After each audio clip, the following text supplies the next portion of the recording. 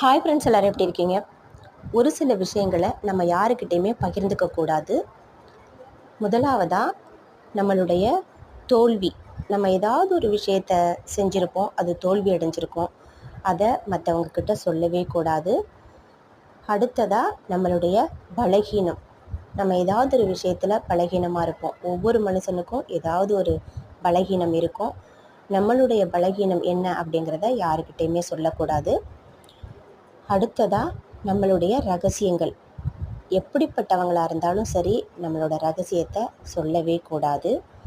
அடுத்ததாக நம்மளுடைய திட்டம், அதாவது நம்ம வருங்காலத்தில் எப்படி இருப்போம், என்ன செய்ய போகிறோம், எப்படியெல்லாம் நம்ம கனவுகள் வச்சுருக்கோம் அப்படிங்கிறத பிறர்கிட்ட சொல்லவே கூடாது.